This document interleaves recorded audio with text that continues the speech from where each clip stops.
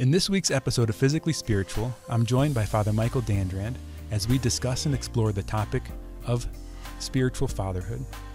Welcome to Physically Spiritual. This podcast is about my experience of growing physically healthier and how that changed my spiritual life.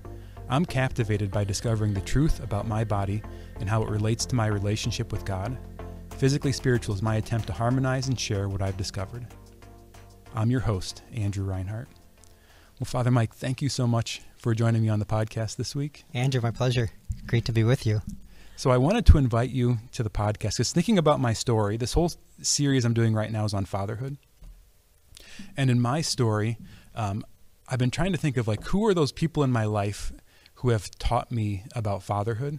And my wife and I, Brittany, have our first son, Solanus. Yeah, Solanus, sure. He's about 14 months old at the point where this episode's being released. He's a handsome young dude. Yeah. He's got the cutest face in the world. Sometimes the sum is greater than the total of the parts, and that's definitely the case for the child that I have. Oh, my golly. I've thought about enrolling him in those child contests where he could be on a Gerber ad or something, but I held off. For the sake of his soul, it's probably best you get him out of Hollywood. Yeah, exactly. But as part of the series, normally on Physically Spiritual, I'm kind of the host. I talk, I monologue, I teach based on what I've discovered. But I'm a rookie father. So I've thought about sort of in this series kind of turning it on its head a little bit. And in a sense, sort of me go back to school by inviting those people who have influenced me in my fatherhood to come and share those lessons with the audience. So as I get started, I like to ask guests about their own story because ministry comes from the Lord's calling in our life, and the Lord uses the good and the bad to build his kingdom. Yeah, absolutely, yeah. Mm-hmm. Yeah, read a book, certainly trying to understand our sacred stories. The hand of God that's woven in our story makes it sacred, Our stories can be pretty twisted at times, and while they're grace-filled, they can get dark as well. But the hand of God makes it a sacred story because it brings good from it. So I love the idea of retelling the story of God's hand in my life.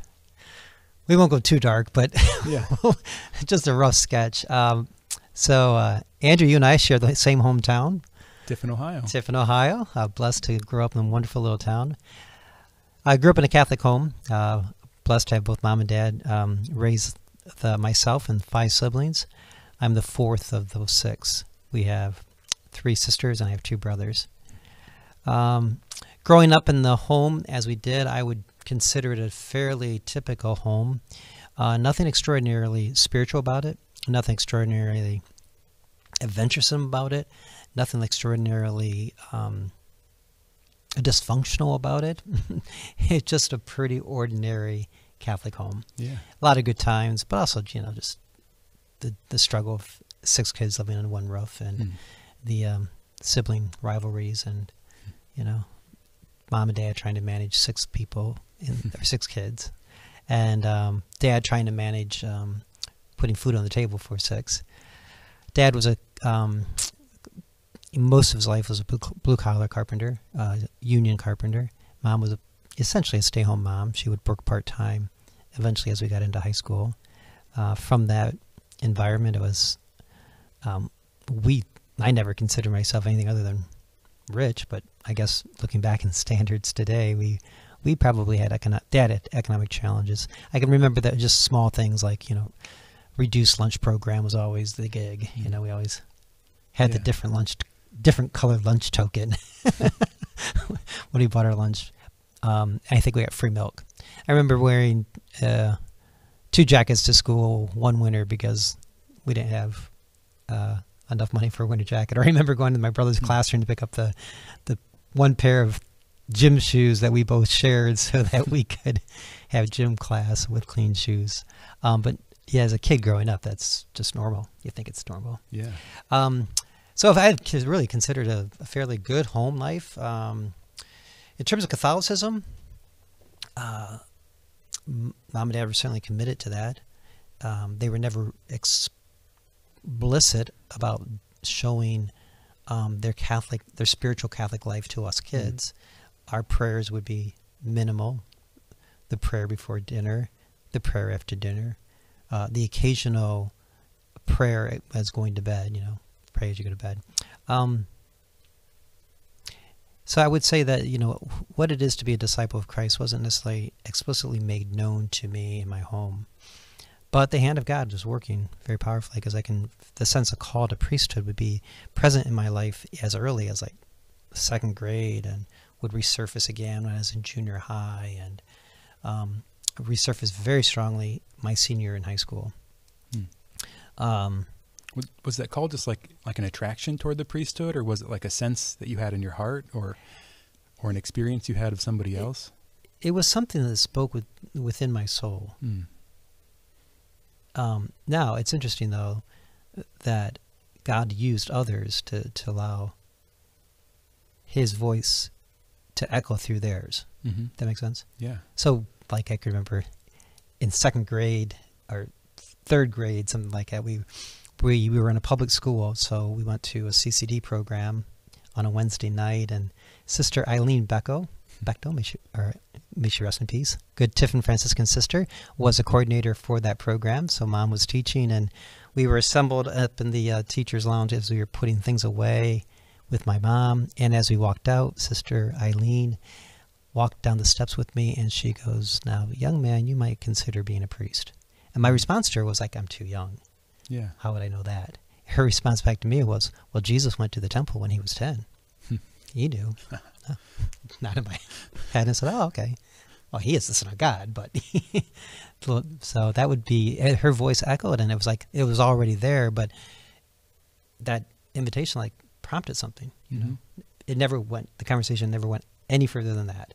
It was never shared with my mom or my dad, never discussed beyond that point, but it's powerful memory. Yeah.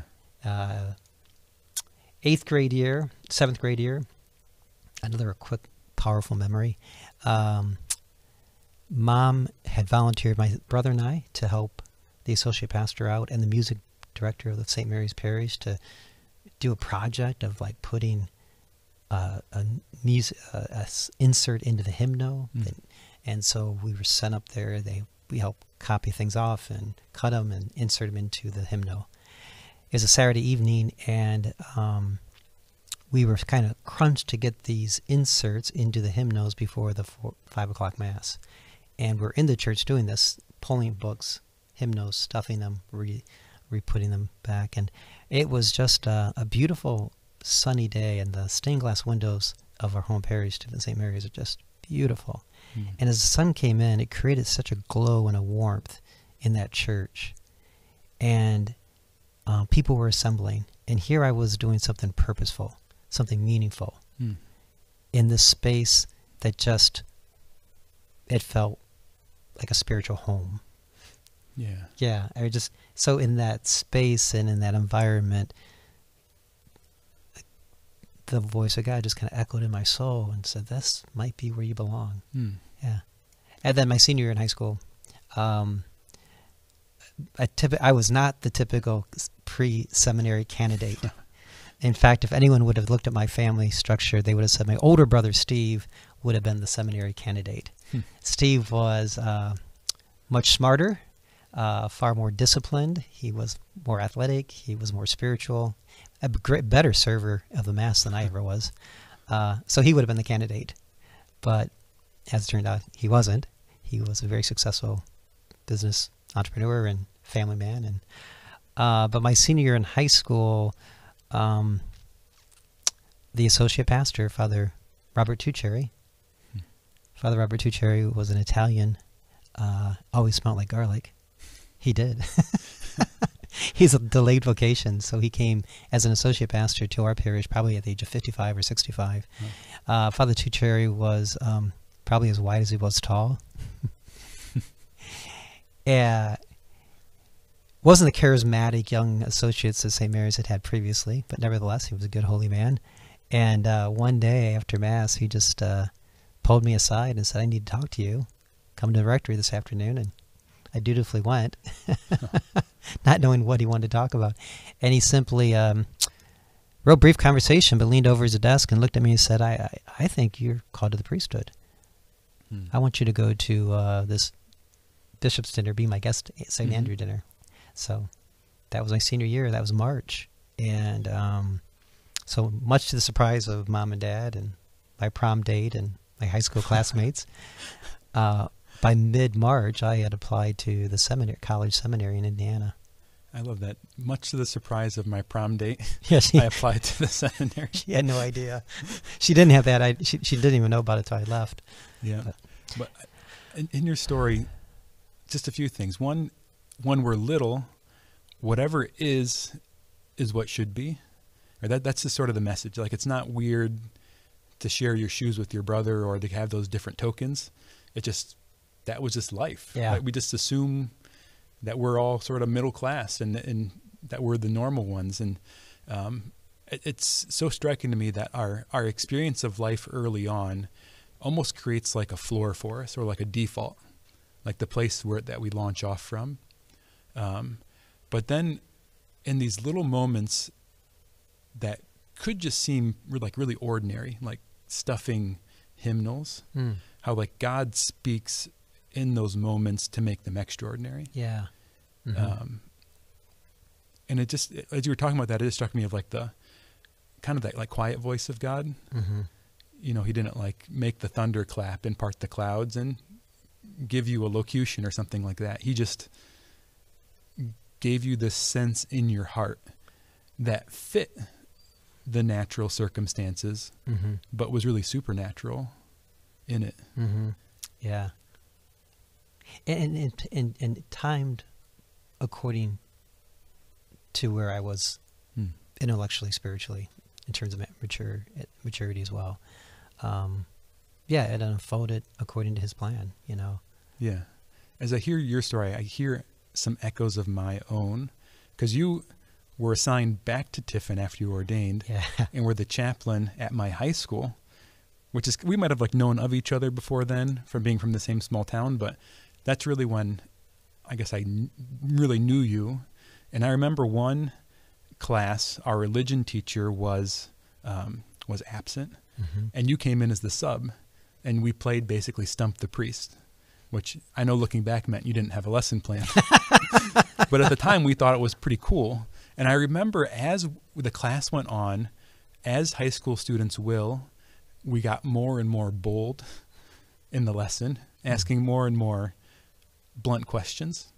And I remember one girl in the class raised her hand and said, "Father Mike, like, you look pretty normal." Basically saying, like, you could have got married if you would have wanted to. Like, why did you become a priest? And you told your story.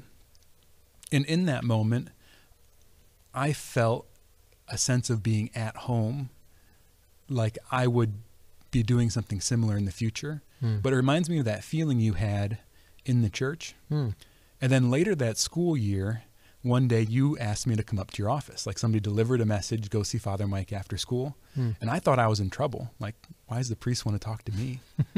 And I went up there and you sat down and looked at me and said, "Andrew, I think you could be called to be a priest."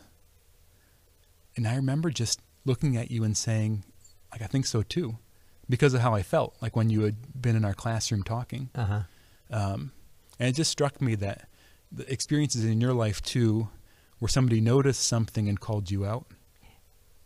But when I think of those experiences, what especially strikes me is just the idea of being chosen or being like noticed. Right? I think that's what really resonated with me, is that like I wasn't just another kid in the room, but like you saw me, and then you talked to me. It wasn't well, boys and girls, think about being a priest. Right. It was a personal invitation. And I think there's something about that that's essential to fatherhood in general. Like that personal attention, that seeking after the one, not as a child, but as them as an individual. And so that harmony between your story and mine just stood out to me.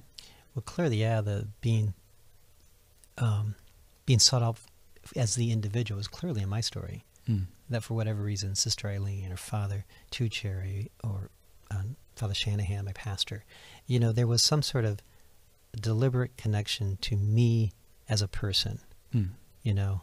And in that connection, there was certainly love for who I am as a person, but then the ability for them to see something in me that I was aware of within, but I don't think most people would have been aware of. Hmm. You know? Yeah. And so they made a connection at a deeper level than other teachers or friends or even family members. Yeah. Yeah. So your senior year's up, you've surprised your prom date, and now you're in the seminary. Yes. Where did it go from there?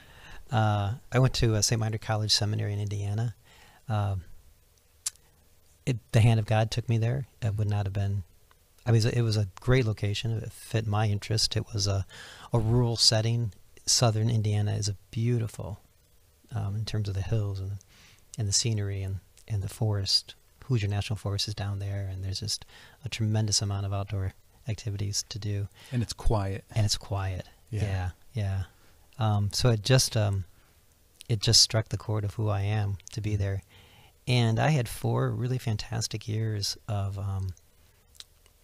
probably the best Catholic fraternity life you could imagine.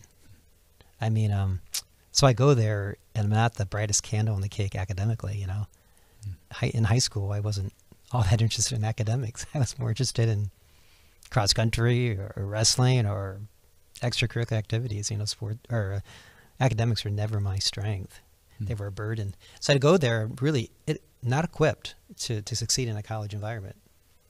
But because of the small environment and because everybody's there to study, you know, you fall in line and you're there to study. And I had my roommate was brilliant. I mean, he graduated valedictorian of the class, and we were roommates for 2 years. I had no idea he was that smart. I knew he was smart, but when we graduated, he got valedictorian. I thought, oh my golly, you're that guy. He didn't even tell you ahead of time. No, he didn't even tell me. Humble guy too. So I'm surrounded by just a healthy place for learning. Learning was a part of why we're there, and that saved my academic career. Because it took a rather marginal, underperforming academic and made me begin to step up those study skills and writing skills and reading skills and skills of comprehension and communication and all that. So I'm so grateful for that academic environment. An academic environment where, again, it's an academy. It's a place of learning. And you're having a conversation over the lunch table with your professors, you know, and you're in study pods and you're praying with your teachers and professors, and it's just really an academy learning environment. Yeah. It was really... There's a rich common life in the seminary too. Yeah. Where it's not just like a head exercise. It's like your life is headed the same way. What you're learning is pointing toward. So it's really kind of like a harmony. Yeah. Of being on mission together. Yeah. I struggle to understand how philosophy had anything to do with my life at the moment. But I would be coached along the way to see that that's important. So we had that, but we also had great friendships. Good, healthy male friendships were there. We certainly studied hard, but we played hard too.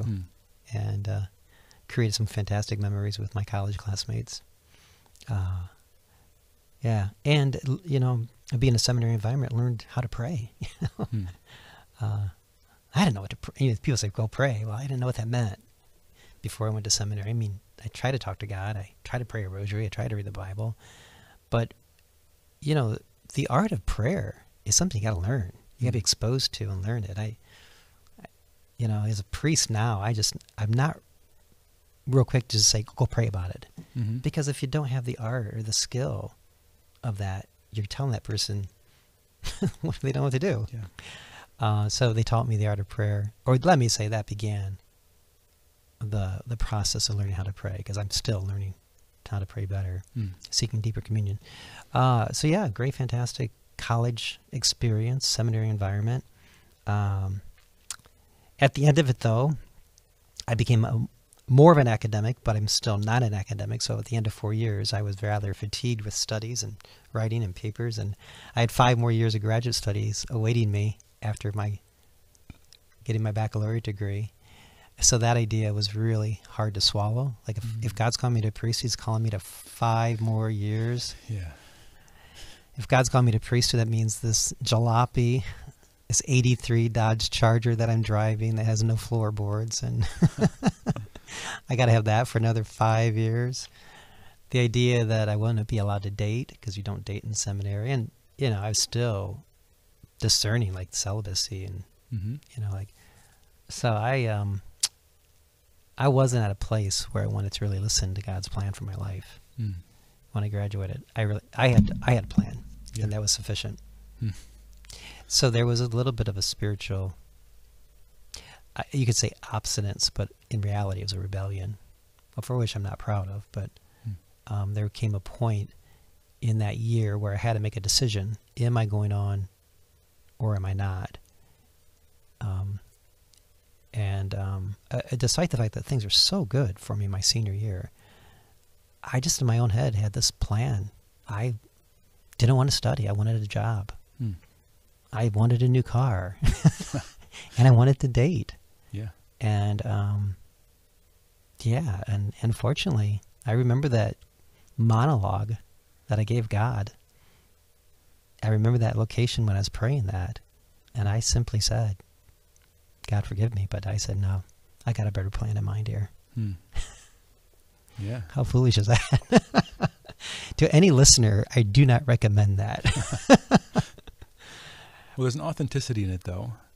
And I think when you pursue seeking the Lord, even when we don't do what he asks right away, he can turn it back to his good.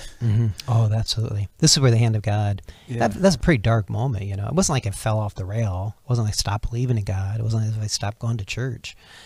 But, it was dark in the sense I was so consumed. I was so prideful. I was so narcissistic that it's about me, And after 3 years, I got the job I wanted.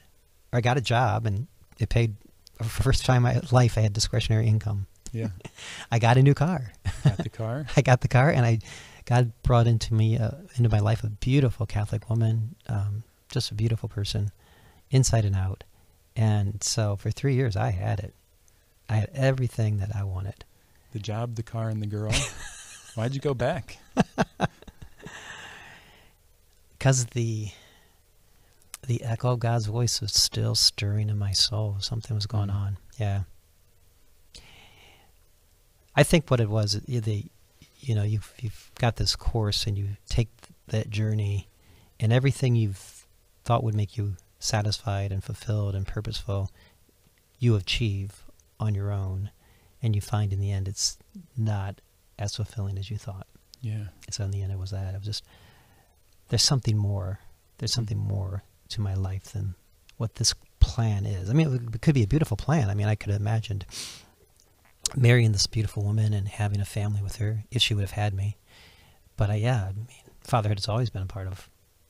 Every boy wants to be a dad. You know, every young man wants to have a wife and children. And so I felt that very strongly, obviously. But in this moment of kind of like having it all and knowing I'm on that path and still having a dissatisfaction, I don't remember where the insight came to me. It came to me, though, and I'm sure somebody delivered it. I didn't. But somebody said to me that everyone wants to be a father. Yeah. You're not different than any priest who's out there ordained. And maybe it was a priest who told me that. He goes, he wanted to be a father too. And he is a father. That's why we call him Father. Yeah. He is the spiritual father for hundreds, maybe thousands. And that ache within the hungry young 24-year-old man to be a father could be fulfilled if God calls him to priesthood. Yeah. So that was... Yeah, when you're talking about that, it makes me think of like God created everything good, but he also created everything to point to him. It's like when we look for satisfaction in those things that God has given us, as opposed to using them as a portal to find him, like how ultimately like unsatisfying it is.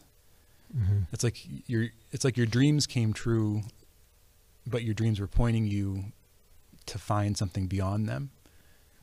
So when you tried to like rest in that job or that car or that girl, it sounds like that inner ache you had, that call, that itch Mm-hmm. toward the priesthood wasn't satisfied by those things. Mm-hmm. Like it wasn't numbed by those things. Correct. Yes, absolutely. The ache was still there. And those were all good things. Mm. Maybe not the car, Yeah. but having a purposeful job that earned a living and having a beautiful Catholic woman in your life, those are good things. Yeah. And so you're right. God works, I mean, every person has a purpose. Mm. And God has a plan for that purpose, for that person. And he pours himself into that person in order that they might find their purpose. I love that John Paul II's quote, every human person is an unrepeatable mystery. Mm. And I marvel at that, an unrepeatable mystery. Yeah. There's only one, Andrew Reinhart. And God has a plan for Andrew Reinhart. Yeah. A very specific plan. Mm. His hand is in your life and constantly is bringing forth something beautiful and good and helping to build his kingdom, bring souls to heaven. And he can't do what he'll do in your life with anybody else's life. Yeah. Yeah, An unrepeatable mystery that each of us are. the unrepeatable, and then the place that God uses that makes us like, we're not just like slaves or tools, we're like really co-workers with him. Yeah. We're brought into his family. We're building his kingdom as part of the royal family. Mm-hmm. I couldn't help but think of some of the contrast between your college seminary time and mine. Because after a year of college, I finally realized I needed to pursue this call, and I took to the academics. I ran with them. My mind just But you're a scholar, Andrew. in a way, my mind took to it, and I was disappointed philosophy was done, because then I'd have to start to study theology, because my mind just really was formed by that and took to it. And then God had to beat me over the head to get me to leave spiritually. But it started with a real subtle word of marriage in prayer that I tried to ignore because I figured it was a temptation. It's I thought I would avoid that temptation by focusing off of it. And that came to you in prayer. Yeah. When I was trying to pray. Yeah. And I thought it was the enemy trying to disturb my prayer or distract my prayer with an apparent good. Who doesn't want to be a father? Who doesn't want to be married to a beautiful woman? So then I fought it, but it grew and grew and grew and grew for about 7 months, to the point where in my first Christmas break of graduate school, I basically couldn't pray anymore without that. The marriage was now the elephant in the room, and the elephant was bigger than the room. So I couldn't turn into my inner space without that word of marriage being present to me. So I stopped praying. I don't advise that to the listeners either. And the rest of that week off, I just didn't, I lived like God didn't exist, basically. And I got back to the seminary, and my wonderful spiritual director, Father Joe Moriarty, said, Andrew, why can't you look at this? And the Lord helped me to realize that I was seeking my vocation, kind of like the way that Adam and Eve grasped for the fruit. The fruit was the knowledge of good and evil. And it wasn't that they were dumb. They knew God. God is the truth. They had an intimate relationship with the truth. They had named the animals, so they had this deep natural and supernatural wisdom from their relationship with God.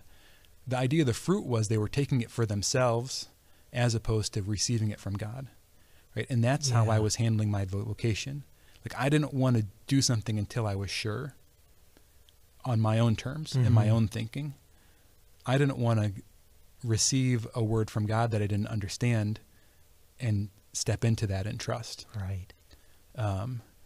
And once I did that, I experienced a new harmony in my life. Yeah. And as I was leaving, I remember two of the most poignant moments as I left.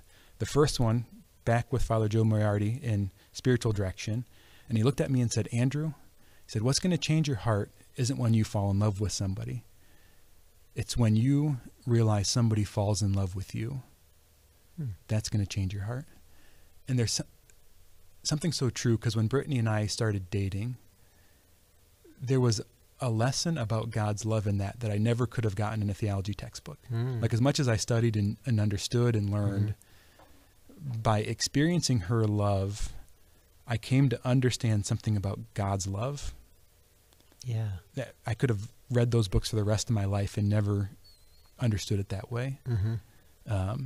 So there's a way that God used that experience of courtship to draw me closer to him. Mm-hmm. The other memory was when I was thinking about leaving.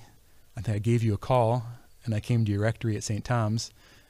And after we had done something with the students, we sat down in the evening to talk, and I basically said, like, what did you see in me in high school that made you ask that question? Because I don't know if I should leave unless I'm sure I understood. Mm. And you looked at me and said, Andrew, what I saw in you, at least how I remember the conversation, what I saw in you were all these qualities that would make you a good priest. And he said, the same things will make you a good father to your family.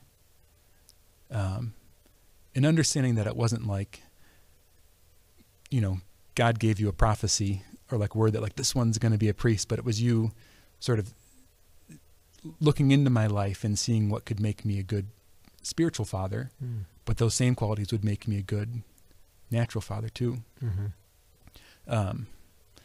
Yeah, so those are the two stories that stand out with me leaving.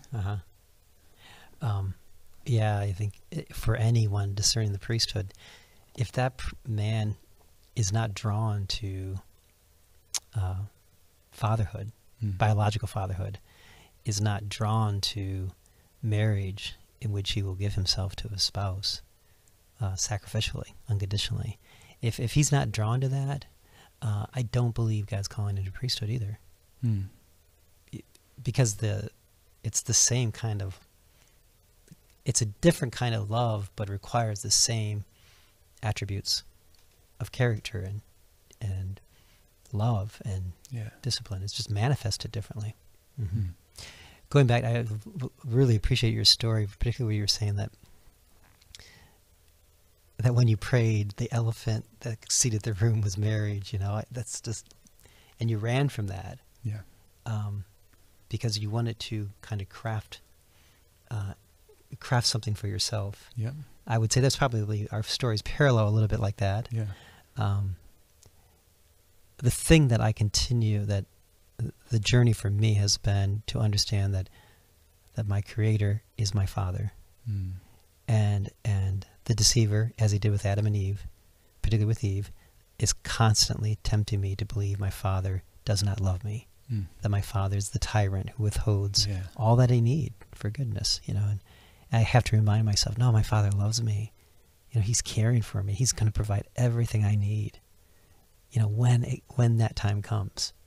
And so that's a journey for me, though. I mean, because it's a daily affirmation, and you know, and then it's just a journey of letting it just really anchor me and identify me. I am a son, a son to the Father in heaven.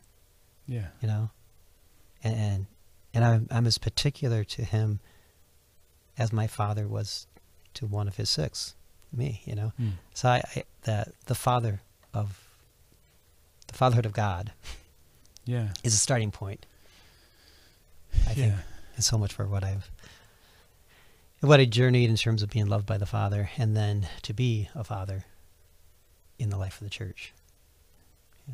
Yeah. When you got back to seminary, what was that like? Like after 3 years, you're still obviously a godly man, but you know, kind of pursuing your own goals in life, what you thought you should do, and now you're sort of going back into that place of harmony with God's will. Like, what was that like? Well, it was invigorating. But first of all, I got to go back full-time to school, and I had done part-time. I did try to do a master's part-time, so I got to do full-time schooling. I'm like, wow, this is incredible. What a privilege it is to be a full-time student, once again. So, believe it or not, I was, became a little bit more academic, and my academics were purposeful. I knew where I was going and what I was leading to, so I really savored them, I went back, like all in. Whereas before in college, I was savoring it, enjoying it, drawing forth all the goodness that was presented, but in my heart, I was 1 foot in, 1 foot out.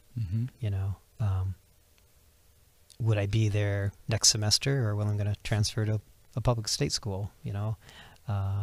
So it was always one foot in, one foot out. And when I went back, it was like, no, this is the path that God is calling me to His priesthood. And like, I'm all in.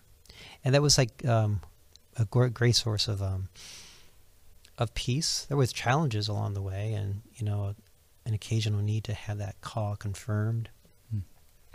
But it gave me clarity, it gave me focus, it gave me purpose. Yeah. Yeah, as you were talking about your story earlier, one thing that I've noticed for me is that God kind of, with like my earthly father, who's a good man, my mom and he are celebrating their 50th wedding anniversary this next fantastic. year. You know, yeah. just a great example of faithfulness, generosity. But he wasn't perfect, right? So there was also, I've heard it called like a father gap in my life, of like a place where, although as good as my father was, like he couldn't be everything. So that, like, in so many ways, the spiritual fathering I've received in the church has like filled that gap.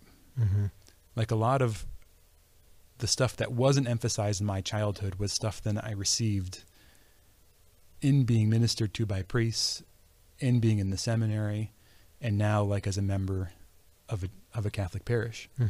And so like as you were talking about like this academic dimension being fostered in the seminary and how that was like lacking earlier in your life, I was just thinking about that in your story too, of like, yeah, just those ways that the Father came to you in the seminary, you know, like filling in that tapestry of your life. Yeah, the spiritual father clearly is as the, well, I'm sorry, let me back up. Yeah, the fatherhood gap in my life is relevant too. I know it's there. I was aware of it even in college. I was kind of aware of some of that. And the beautiful thing about college seminary is you begin doing spiritual direction, and spiritual direction calls you to kind of be more introspective and examine life at a deeper level. I began to realize, yeah, that there's some wounds within me, or there was a father wound, you might say, that of a father who loved me but failed to meet my expectations of what he should be. And that helped me to then be more conscious of the wound and then seek Christ's redemptive healing within that wound, and then do things to bring reconciliation to my father, and just so graced that happened. That yeah, and it was certainly he died when he was 65, so really has blessed the last 35 years of his life. I felt a connection to him in a very strong way, powerful way, as a father should have. Yeah. But I think God places other spiritual fathers in our lives. Even with the most perfect father, I think every young man needs to have those father role models out there for him. And so, I've been blessed. I had Father John Shanahan, my pastor there at St. Mary's. I would consider him a spiritual father, mentor for me, in an interesting way too. Not because he never sat down with me over a hamburger or a cup of coffee, or he probably knew my last name was Dandurand because I served Mass, but there were 3 other Dandurands as well serving Mass. But he was still very much a spiritual father for me. Yeah. Because he was like sacramentally present. So he was there from my first grade year through my senior year in high school. So, First Holy Communion, confirmation, my high school years, he was my pastor. He was my spiritual father. And not because he made an individual connection with me, but because he served me in the life of the church. Yeah. That intuitively meant something to me. Yeah. And little boys are hungry for fathering. So like a big part of fatherhood is just being there. Yeah. Right. And the example he was. Being a little boy, you soak in it. You just keep looking. You watch him. You just keep watching him. Like that's, with my son, I'm amazed at how much he just watches me. and then how much all the nonverbal stuff just moves him and affects him. Yeah. Like he's just a sponge that soaks up my presence. Mm-hmm. And I would serve Father Shanahan's masses. I'd be kneeling there beside the altar during consecration. I mean, I'd be watching him, just watching his hands, watching his fingers, and I just glued on it. I watched him in the back of church talking to people like my mom or people as I walked past. I can remember watching him from a distance at the parish festival. He was sitting at the picnic table, and he was just, while he was sitting by himself, he was certainly engaging people as they came by, and they would sit with him. And I was working a booth, so I had a chance to see him for a while, kind of like eavesdrop or spy on him a little bit. But I watched him. I remember in high school, I had a job in a movie theater, so I worked till 6 p.m. on Sunday night. And again, I wasn't super religious. Mm-hmm. I didn't really know how to pray, but I knew I was supposed to pray. So, like, I leave my job on Sunday evenings, and in our car, the car we shared with everybody, we had this little New Testament Bible in the glove compartment. So I would stop at St. Mary's Church, and I'd go in and pray. And the church door wasn't locked, which was pretty amazing. But whenever I went in, it would be Father Shanahan would be over on the Blessed Mother's side, close to that altar, and I would kind of sit towards the back on the opposite side, and I'd pray and watch him, and he's praying. Now I know he's praying the breviary. At the time, I didn't know what he's praying. He just had a book. He's kneeling and standing and sitting, and I was watching him. And I don't know how often these occasions came on that I would be in church and as he was finishing his prayer. But it got common enough that he, at some point, as his way out of church, he walked past me at one point and he goes, "Okay, from now on, you're supposed to leave through the back door because these front doors are going to be locked. All right?" Again, he knew Dandurand, but he didn't know like Mike. Yeah. No, it's like, okay, from now on, when you're here, you're going to go out the back door because the door's going to But I watched him. Yeah.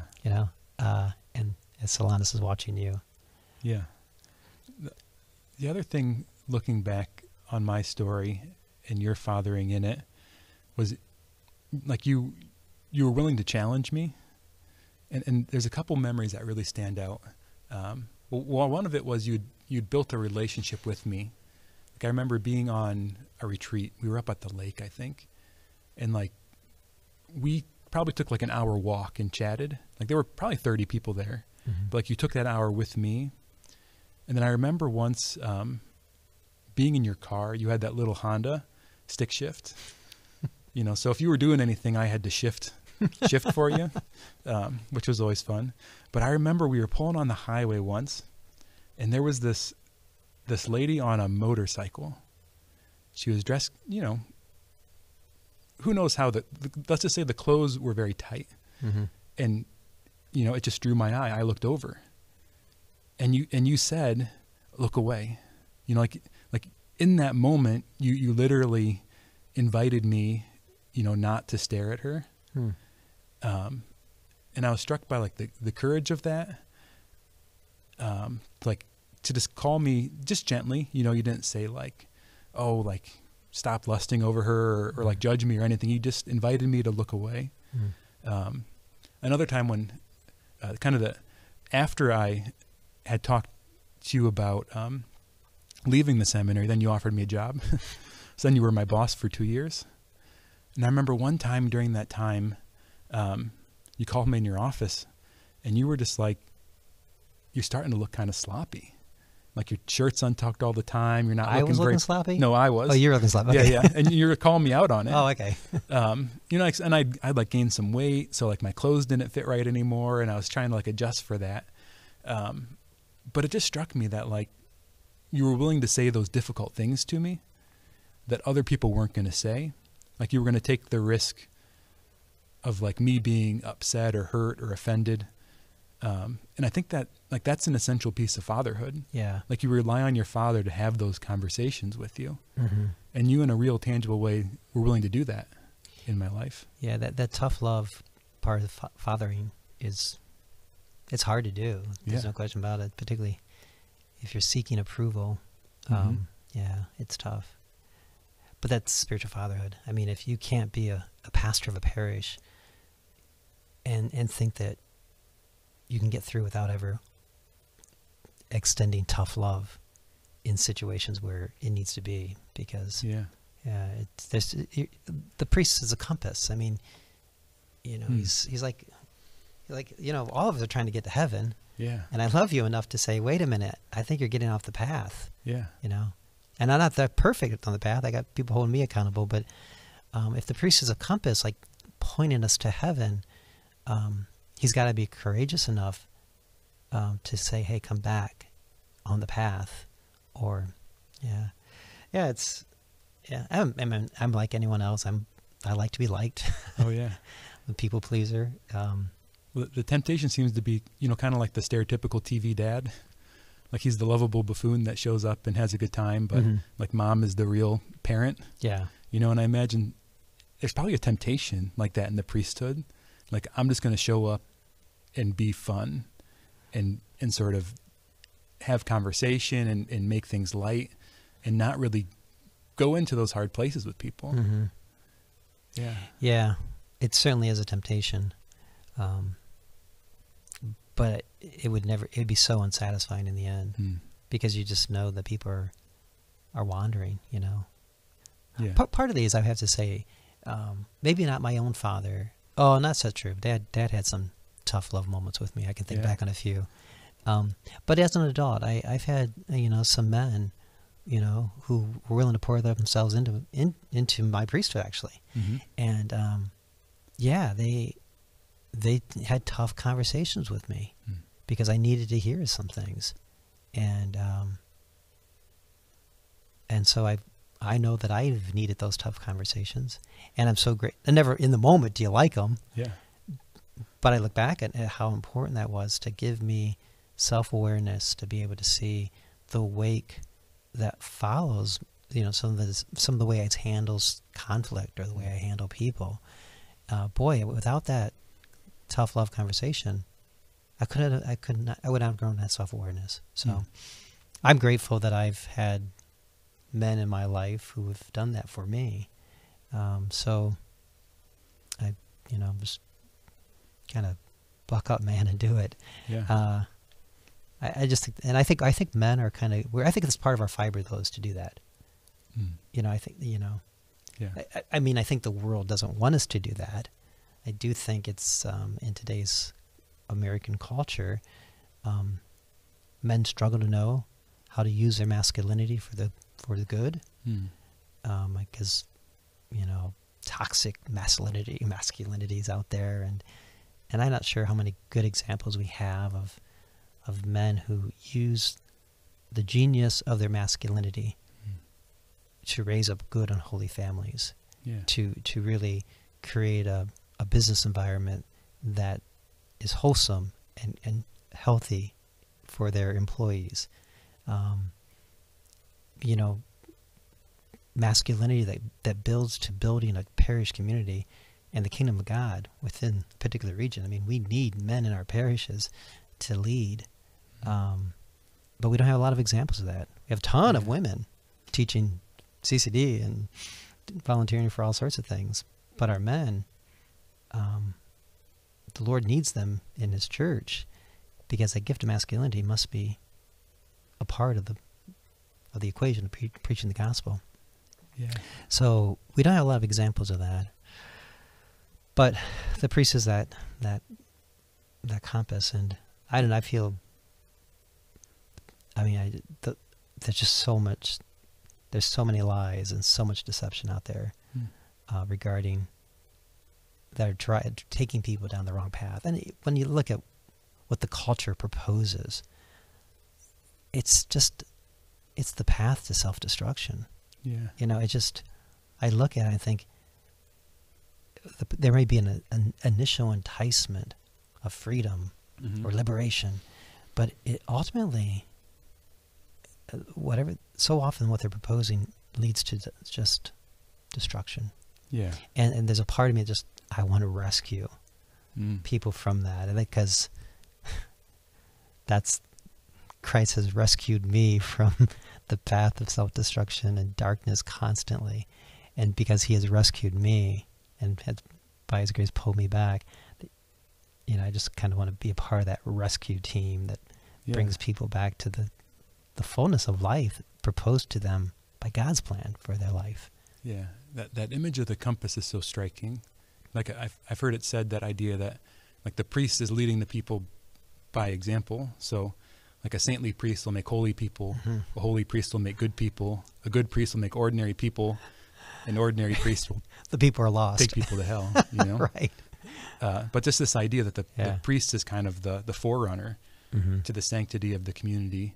And I think there's something about that captures an essential dynamic of spiritual fatherhood. Because I think that the priest is called to be the sort of exemplar spiritual father, or to embody that most pronounced in the church.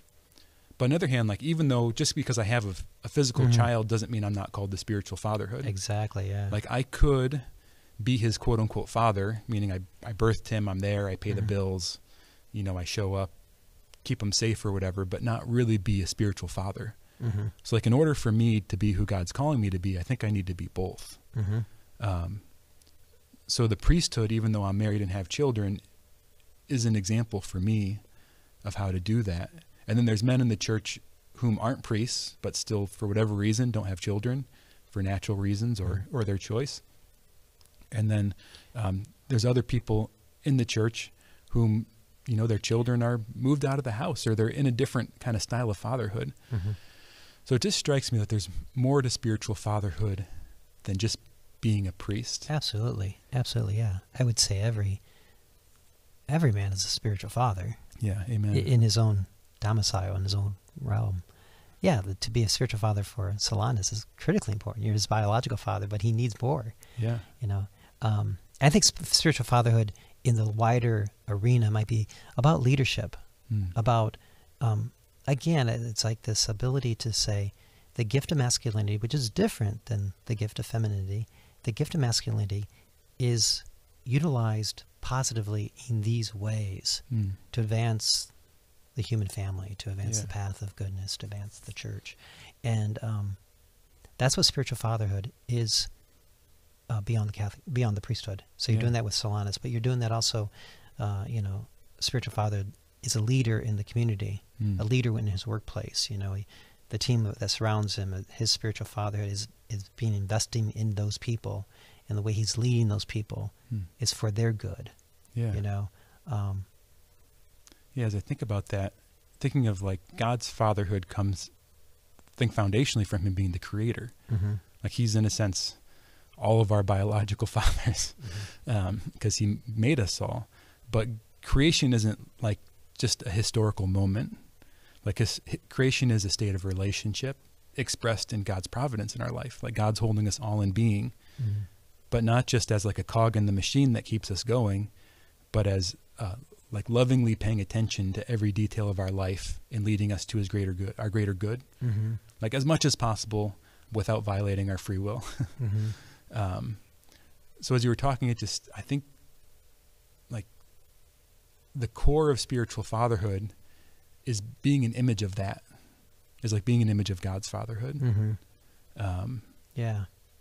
It's that loving the other in the particulars of their life without like imposing and violently taking their will away. So like, that's kind of like that toxic masculinity thing. Is that like, I'm stronger so I can do what I want. I would say is what maybe toxic masculinity is in its true form. Yeah. It's narcissistic. It's self-centered. It's just, Yeah. So spiritual fatherhood is like, I'm going to use my strength for your good, like for your flourishing. And spiritual fatherhood, it looks different than spiritual motherhood. I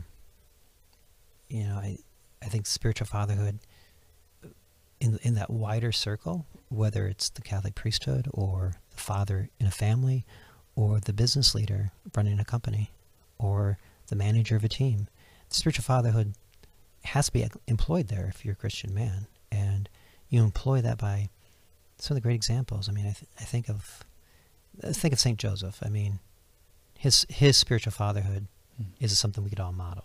Yeah. I mean, he's first of all, he's willing to make tough decisions.